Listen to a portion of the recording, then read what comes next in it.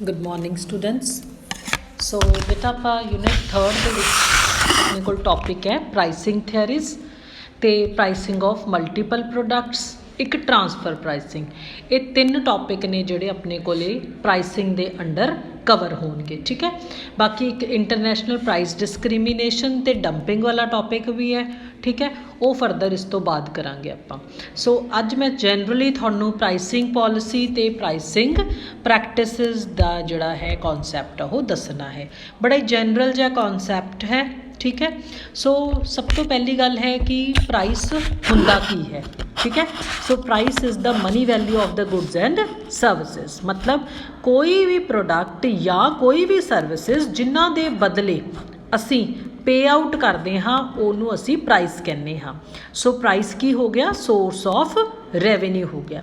Buyer लई की होगा, प्राइस पे करता है तो जिहड़ा सैलर है उहदे लई ओह रेवेन्यू जनरेशन का सोर्स हुंदा है। नैक्सट किहड़े किहड़े फैक्टर्स ने जिन्हां जिहड़े प्राइसिंग नूं या प्राइसिंग डिसीजन नूं की करते हैं अफैक्ट करते हैं, ठीक है। So price both buyer seller दोनों लिए ही इंपॉर्टेंट होंदा है। सो जनरली साडे कोल प्राइसिंग नूं चलाउण वास्ते दो बंदियां दी लोड़ हुंदी है, one is buyer and the other one is seller, ठीक है। सो दो फैक्टर्स अफैक्ट करते हैं प्राइसिस नूं, internal and the external. Internal factors जिहड़े ऑर्गेनाइजेशन दे कंट्रोल दे विच हुंदे ने। फस्ट है कॉस्ट। प्राइस असी इन्ना रखना है कि वह साडी कॉस्ट ऑफ प्रोडक्शन है जिहड़ी ओनू पूरा कर दे ते सानू एक रिजनेबल प्रॉफिट है वह दे देवे। Second objective. प्राइस फिक्स करन लग्या फर्म का ऑब्जैक्टिव है जिहड़ा, क्योंकि देखो बेटा फर्म्स के ऑब्जैक्टिव कई हुंदे ने। किसी फर्म का ऑब्जैक्टिव प्रॉफिट नो मैक्सीमाइजेशन हुंदा है, किसी का सेल्स मैक्सीमाइजेशन, किसी का रेवेन्यू मैक्सीमाइजेशन, किसी का सैटिस्फाइजिंग ऑब्जैक्टिव हुंदा है। So while taking into consideration objectives तुसी प्राइस नू फिक्स करते हो। नैक्सट है organisational factors.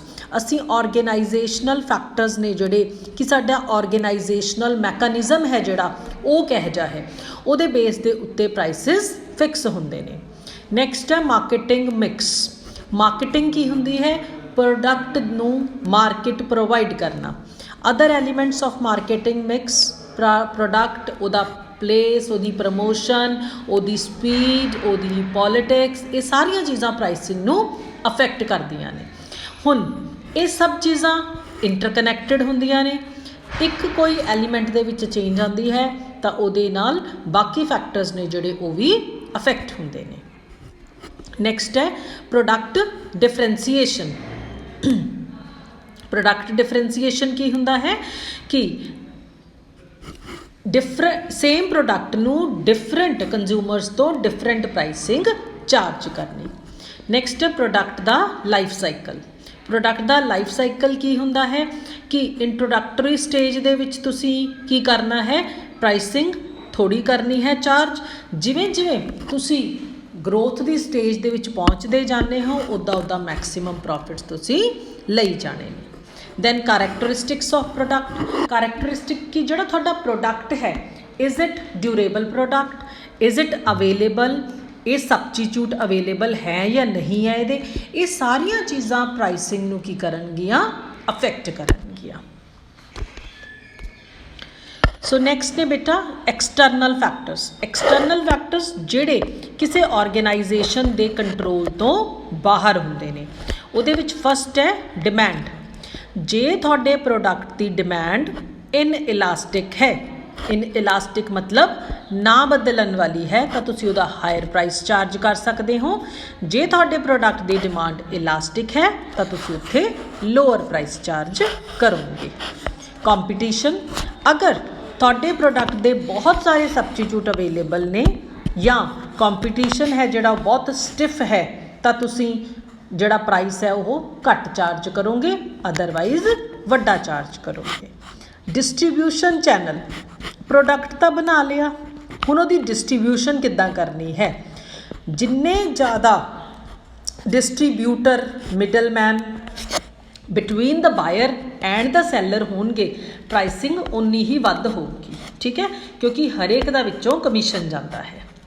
Then general economic condition, inflation के टाइम के उत्ते तुसी हायर प्राइस रखते हो, डिफलेशन के उत्ते तुहानू घट प्राइस रखना पैंदा है। नैक्सट गवर्नमेंट पॉलिसी, जदों भी डिसीजनस लैने ने फर्म की ध्यान में रखती है कि उहदी टैक्सेशन पॉलिसी या ट्रेड पॉलिसीज़ ने गवर्नमेंट दियाँ वो कह जियां ने। Next reaction of the consumers है जिहड़ी उहनूं भी तुसीं ध्यान दे विच रखते हो। जे एक फर्म प्राइस फिक्स करती है अनरीजनेबली हाई तो कंज्यूमर्स उहनूं उहदे प्रोडक्ट नूं बायकॉट भी कर सकते हैं, राइट। नैक्सट है बेटा थोड़े को प्राइसिंग पॉलिसीज। सो प्राइस है it should not be too high और टू लो। प्राइस सैटिंग एक कॉम्पलैक्स प्रॉब्लम है। प्राइसिंग का डिसीजन क्रिटिकल भी होंदा है, not only in the beginning पर टाइम टू टाइम भी थानू उन्होंने रिव्यू ते रीफॉर्मूलेट करना पैंदा है। सो प्राइस पॉलिसी है जिहड़ा वो थानू गाइडलाइनस प्रोवाइड करदी है कि तुसी किहो जी प्राइसिंग स्ट्रैटेजी है जिहड़ी वो फॉर्मूलेट करनी है या इंप्लीमेंट करनी है। So it represents the general framework जिहदे विच प्राइसिंग डिसीजनस लए जाते हैं, राइट। सो की स्टैप्स ने प्राइसिंग पॉलिसीज़ च लैने ने तुसी। फस्ट है तुसी अपना जिहड़ा टारगेट मार्केट देखनी है कि जिथे तुसी डील कर रहे हो वो मार्केट किहो जिही है, ठीक है। सैकेंड कंज्यूमर का बिहेवियर देखना है, इनफॉर्मेशन कलैक्ट करनी है जिहड़ी मार्केट दे विच तुसी डील कर रहे हो। प्राइसिंग देखने ने, प्रमोशन स्ट्रैटेजीज देखनिया ने कॉम्पीटीटर्स दियाँ ते उन्हां दा मार्केट दे उत्ते इंपैक्ट है वो स्टडी करना है। नैक्सट है तुसी एक रोल असाइन करना है टू द मार्केटिंग मिक्स, ठीक है। Then cost of manufacturing the product at different levels of demand calculate करनी है ताकि तुसी अपना प्राइस कॉस्ट के कॉरस्पॉन्डिंगली रख सको। नैक्सट है सूटेबल प्राइसिंग स्ट्रैटेजीज़ ने अडॉप्ट करनिया ने ताकि एक सिलैक्टड मैथड ऑफ प्राइसिंग तुसी उत्थे इंप्लॉय कर सको, राइट। इस तो बाद बेटा ऑब्जेक्टिव्स ने मैं नैक्सट वीडियो के करवानी है। Till then good bye, nice day.